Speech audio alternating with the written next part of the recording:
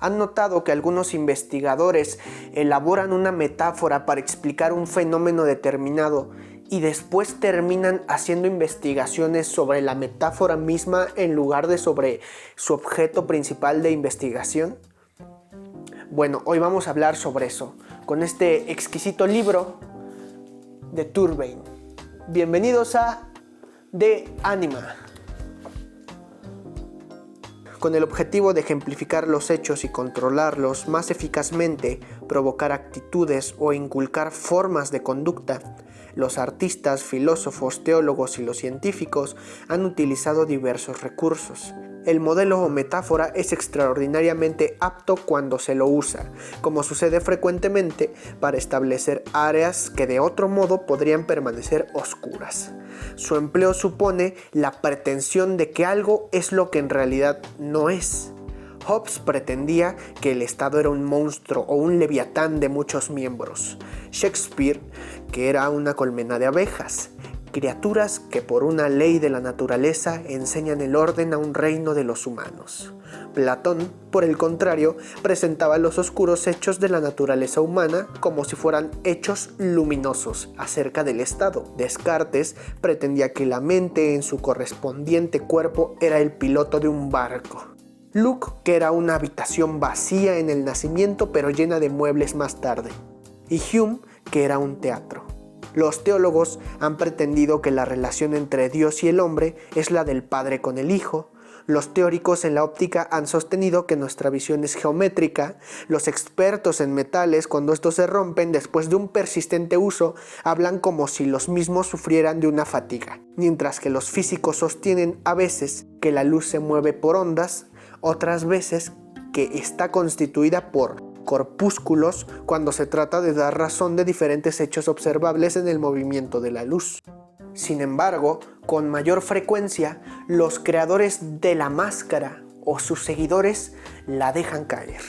Hay diferencia entre usar una metáfora y tomarla en su sentido literal, entre emplear un modelo y confundirlo con la cosa misma a la que se aplica dicho modelo. Lo primero equivale a fingir que cosa y ejemplo son lo mismo. Lo otro supone creer que la cosa es realmente ese ejemplo. En el primer caso se utiliza un disfraz o máscara, la metáfora, con fines explicativos e ilustrativos. En lo segundo implica tomar la máscara por el rostro. Mientras que en el primer caso se trata de representar los hechos de una clase como si pertenecieran a otra, el error supone proclamar que en realidad pertenecen a esa otra clase, aunque resulta obvio que la suposición nada añade al verdadero proceso. Ello supone la insinuación de la metafísica. La historia de la ciencia puede ser considerada como el registro de los intentos por colocar máscaras metafísicas a los rostros de procesos y procedimientos. Luego que el disfraz o máscara ha sido utilizado durante un periodo considerable, tiende a fundirse con el rostro, y así se vuelve sumamente difícil ver a través de dicha máscara.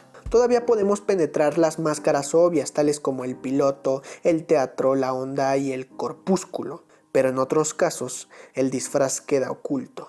Algunos han quitado los disfraces, pero solo para reemplazarlos por otros nuevos. Entre estos últimos, algunos han tenido conciencia de lo que estaban haciendo, pero otros se han visto atrapados por sus propios artificios. Se engañan creyendo que están creando una metafísica, cuando en realidad lo que hacen es reemplazar teorías metafísicas que no son de su agrado, por otras que les resultan más agradables. Es como confundir la teoría con el hecho, el procedimiento con el proceso, el mito con la historia, el modelo con la cosa y la metáfora con la verdad del rostro literal. En consecuencia, desvelar un error categorial, refutar un mito, desenmascarar una metáfora profunda, no es simplemente un trabajo de reubicación. Es mostrar que estas metáforas, a veces valiosas, son en realidad confusiones. ¿Pero por qué se da esto? ¿Por qué solemos como investigadores caer en estas metáforas que nosotros mismos elaboramos? Una de las explicaciones que Turbain brinda es que la gramática no muestra el sentido de las oraciones. No muestra un chiste, no muestra una metáfora, no muestra una analogía, solo está ahí, literal. Y cuando uno llega y toma esa gramática literal, claro, con ciertas presuposiciones de fondo, es cuando empieza a caer en estas confusiones. Hace tiempo unos psicólogos investigadores ganaron un premio y reconocimientos por explicar la percepción y la ubicación que uno tiene, en dónde está, cómo se posiciona en términos de GPS. Podemos considerar las explicaciones de la cognición que algunos psicólogos dan en términos de la metáfora de la computadora, donde dicen que los dispositivos periféricos como el mouse, el teclado, la cámara, son análogos a nuestros órganos de percepción.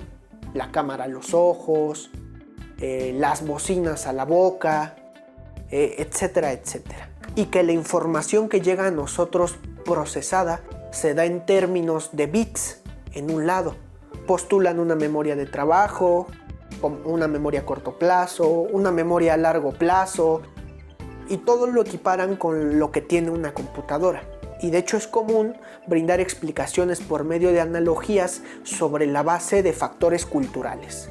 Por ejemplo, René Descartes tomó como modelo las figuras mecánicas de los jardines reales de Versalles, que se movían y producían sonidos.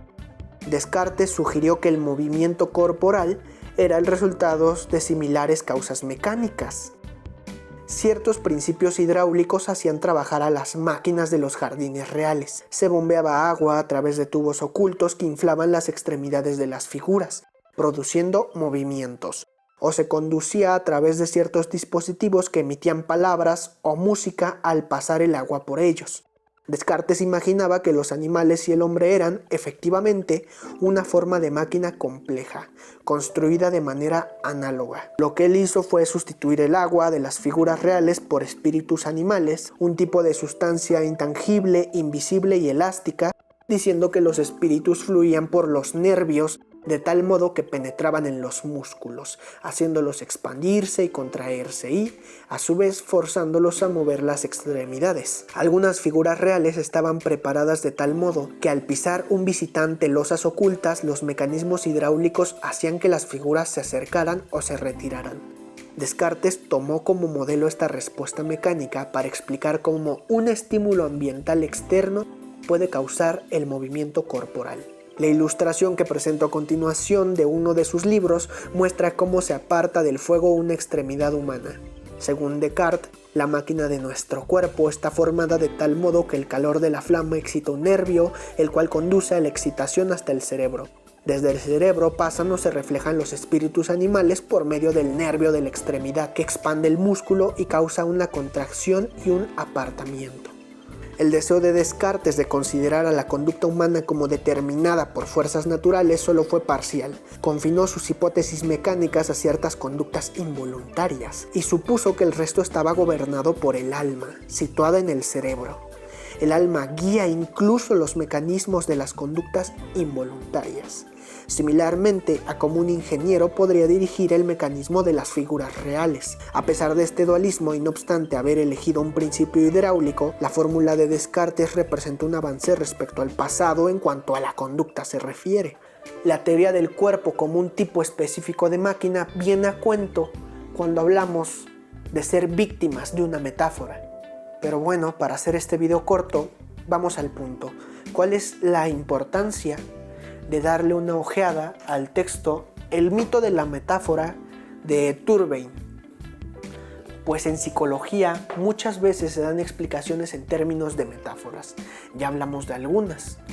Esbozamos la del GPS, la metáfora de la computadora.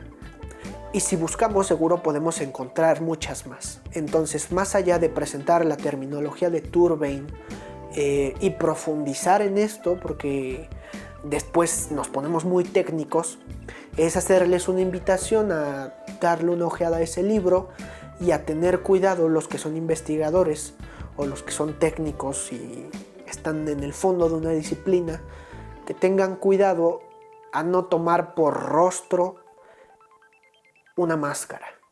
Nunca hay que olvidar el verdadero objeto de estudio, por muchas analogías que uno haga. De hecho, el mismo Cantor menciona en uno de sus libros, uno puede elaborar algunas explicaciones por medio de metáforas y analogías, pero lo ideal siempre es tener una construcción conceptual correspondiente con nuestro marco teórico. Es decir, si tú eres freudiano, pues tu construcción teórica, tus explicaciones deben de venir en términos de pulsión, contenido manifiesto, Edipo, etcétera, etcétera. Porque si quieres brindar explicaciones de un fenómeno en términos no propios de tu marco conceptual, no estás haciendo nada. Pero bueno, espero este video corto les haya despertado un cierto interés en este tema. Nos vemos, que tengan buen día.